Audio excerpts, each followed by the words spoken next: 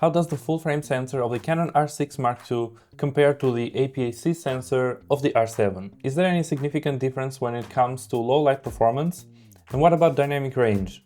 Which camera has better thermal management for longer recording sessions? Is the Canon R6 Mark II worth the higher price for recording video, or can the Canon R7 actually keep up while protecting your wallet? These are some of the things that I've been wondering about recently, and that's why I made a lot of tests that I would also like to share with you guys in today's video. By the way, this video is not sponsored by anybody but me, so if you would like to support the channel and the work that I do, please consider subscribing, and even better, consider buying my film-like Lightroom presets inspired by Kodak Portra 160. It really goes a long way. I'll leave a link down below. But enough talking, let's go straight to the video. The first thing I would like to start with is a little game. I'll be playing several clips and you'll have about 3 seconds to guess which camera it was shot on. Ready? Let's go.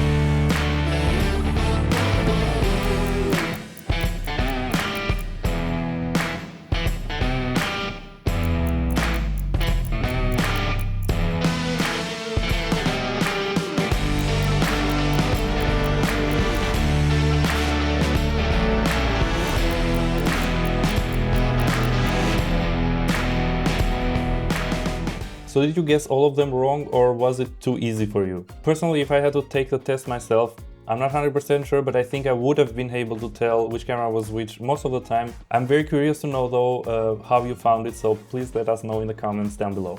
And now let's briefly go over some specs. Both of these cameras can only shoot on the IPB or IPB Lite codecs. The Canon R7 has a 32.5 megapixels APS-C sensor, which allows it to shoot in 4K oversampled from 7K. However, that's only possible for 25 or 30 frames per second in 4K fine mode. It can shoot up to 60 frames per second in 4K, but this mode uses line skipping, so the image isn't as detailed, and we will see that more throughout the video. The Canon R6 Mark II, on the other hand, has a 24.2 megapixels full-frame sensor, and it can shoot in 4K oversampled from 6K. It does that in full frame up to 60 frames per second and doesn't use line skipping. It can also shoot in Full HD at 120 and even 180 frames per second. Both of these cameras can shoot 10-bit 422 footage in C-Log3.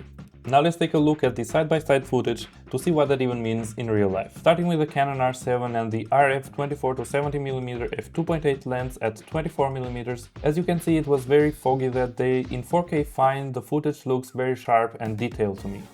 Now let's also take a look at the R6 Mark II. Here I zoomed in to 38mm to compensate for the crop factor of the R7 so that we can judge the image quality easier. Now looking at both clips side by side here, there are two main differences that I can notice.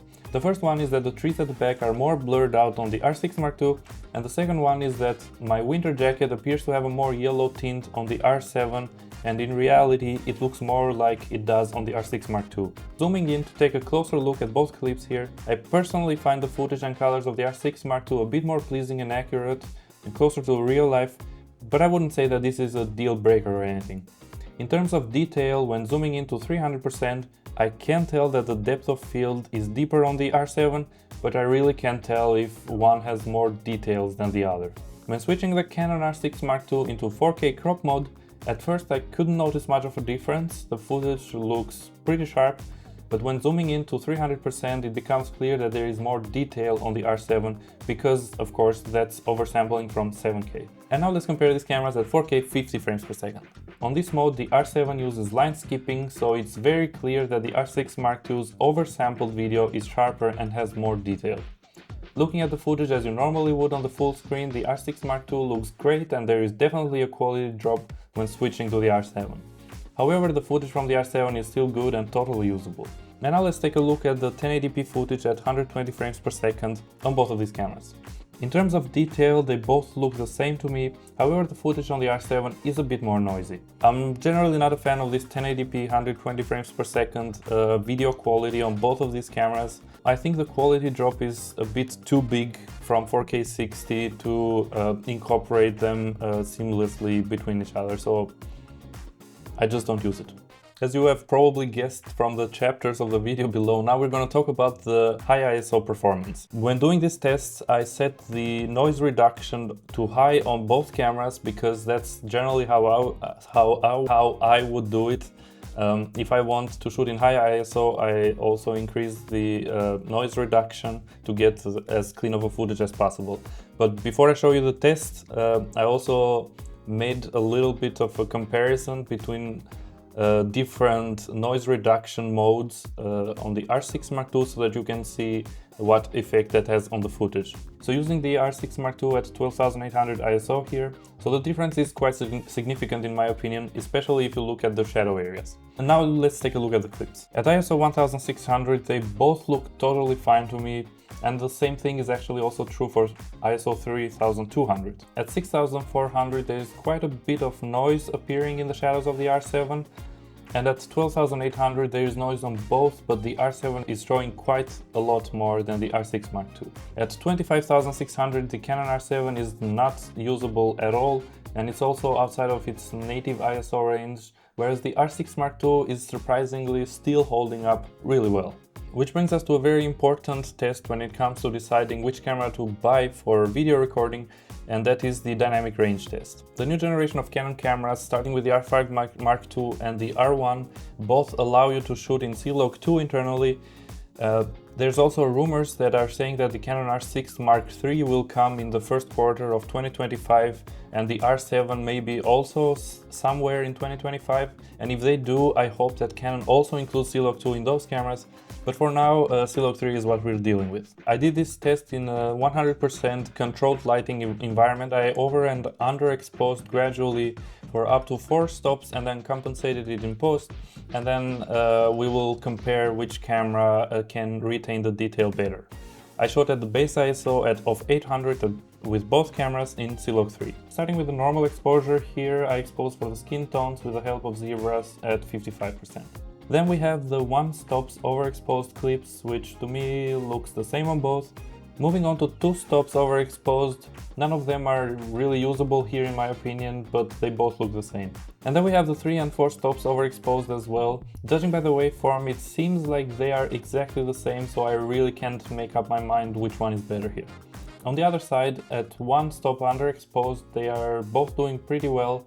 Both clips are totally usable. At -2 stops, we see some noise appear in the shadows on both cameras, but I still think the clips are usable here. At -3 stops, there's already too much noise on both clips, but the colors of the R6 Mark II are shifting towards a blue and magenta tint, whereas the R7 is a lot more consistent. And finally, at -4 stops, the autofocus on the R7 has totally given up, and the R6 Mark II is showing a ton more chroma noise. So overall, when it comes to the highlights, I would say they're both the same because I couldn't tell any difference between the cameras. When it comes to the shadows, there's a lot more chroma noise on the R6 Mark II than there is on the R7, and that's why if we have to have a winner here, I think it would actually, surprisingly enough, be the R7. When it comes to recording times, both cameras can record up to 6 hours continuously, which is great.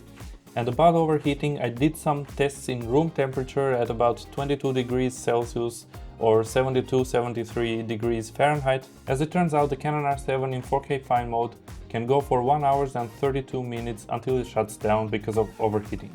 I also tested the 4K 25 frames per second mode, which uses line skipping in Rec 709, and the camera continued with no overheating signs until the battery died. At 4K 50 frames per second, it also went on for over 2 hours until the battery died, but on this mode the overheating symbol was showing 4 out of 10 bars at that time. And lastly, I tested the 4K crop mode, which is in 50 frames per second only. I started the first 6 minutes with Rec 709 and then thought I'd do this in C-Log 3, so I quickly stopped recording, changed the settings and started recording again, and the camera overheated after 58 minutes in C-Log 3 or 104 minutes in total. Here is all the data put together in one table so that you can have a better overview.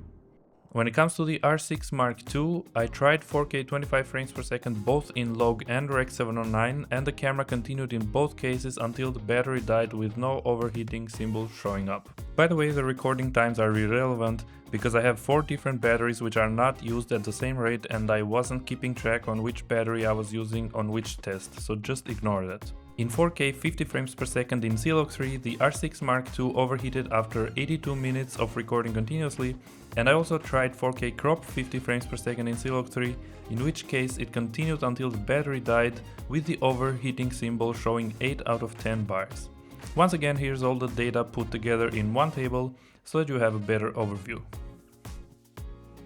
When it comes to vlogging, I also tested both cameras and I used the RF 60mm f2.8 lens, the full frame lens. The R7 has a pretty significant disadvantage here if you're using full frame lenses, because the field of view that you get from 16mm is equivalent to 26mm, and that's just too tight. On the stabilization topic, the Canon R6 Mark II suffers quite a bit from the wobbles in the corners, and if you start using electronic image stabilization, it gets rid of the wobbles to some extent, but you're trading the field of view for that and it's not perfect either. The Canon R7 gets even tighter when using electronic image stabilization, so to me it's a no-go.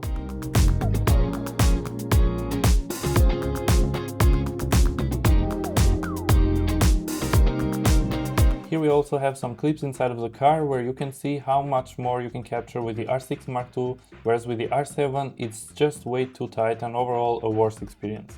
However, it's important to mention that at this point Tamron and Sigma both have RFS lenses with autofocus, which is then great again because then you are equivalent to the full frame 16mm lens. But I don't have those lenses because I already have a full frame system and the R7 I just use for video, so I didn't need that. Maybe I will get them to test them out and to see how the package is overall, but yeah, just so you know, those options still do exist on the R7.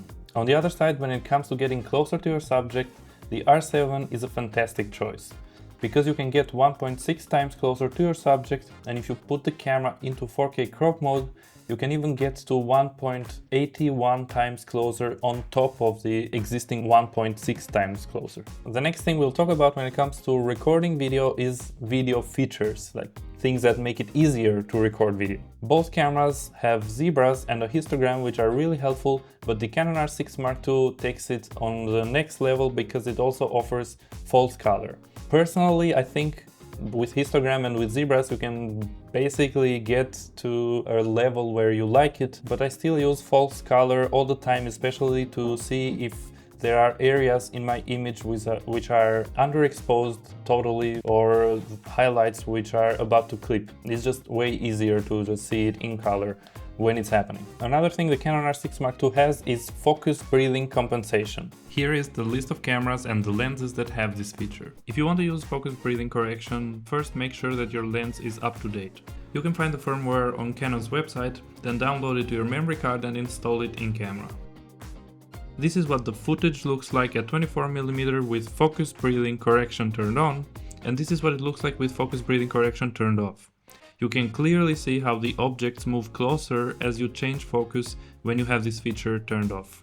The Canon R6 Mark II also has a way better rolling shutter performance than the R7 when the R7 is in 4K fine mode, but when you put the R7 in line skip mode, then it also drops to 15 milliseconds, and that's at that point it's like a little bit faster than the R6 Mark II as well, so no issues there. As we saw earlier, the Canon R6 Mark II also has a better autofocusing system when shooting in low light, because at -4 stops the Canon R7 just couldn't detect my face at all. But it also has a few nicer features like the automatic subject detection mode. The R7 doesn't have that. You have to tell the camera manually which subject is in front of it, which just makes the workflow a bit slower. But another thing that I've mentioned earlier on the channel that I really love about the R6 Mark II is that it has a detect only mode. What that means is that the camera will only focus on a subject if it sees it on frame, but then as soon as the subject leaves the frame, then the camera doesn't rush to focus on the background, but stays there and waits for the subject to reappear. And I think that's a much better way to do it than like it is on the R7, where it just rushes to the background, or most of mirrorless cameras actually.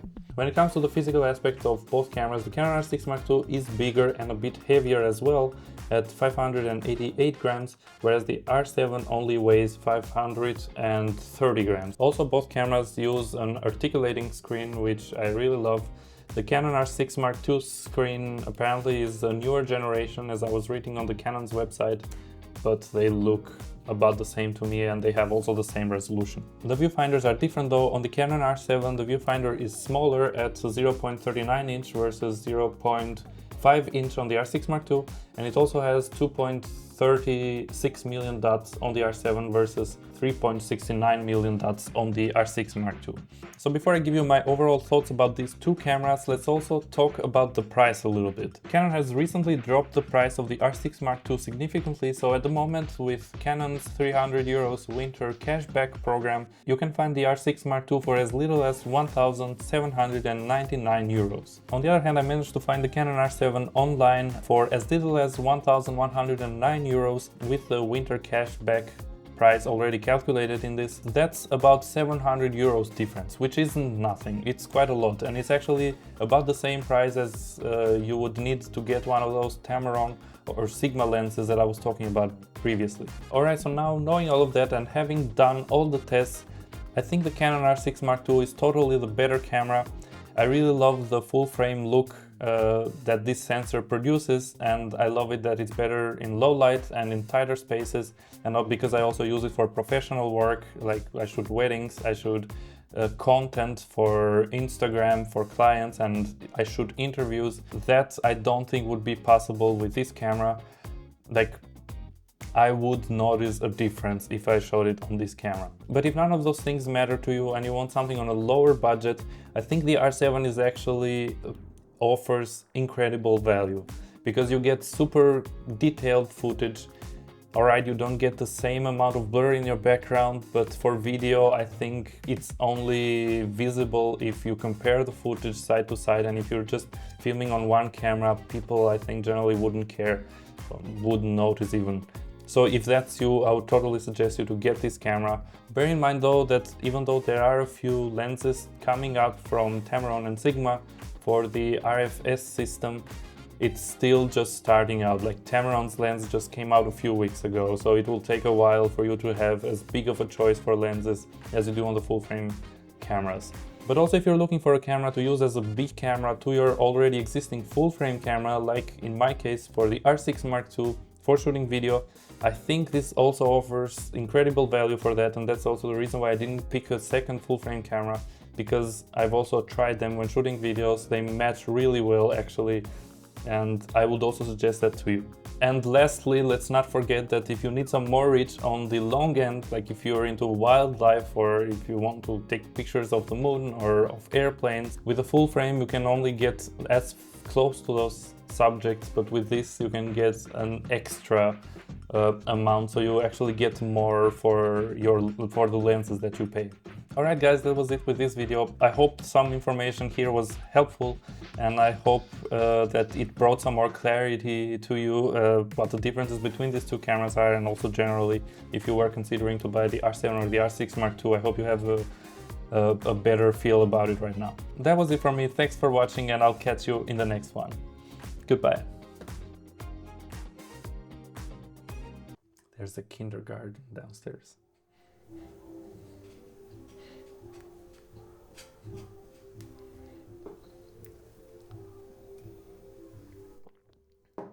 Even I know this melody by now. I think they play it like every day.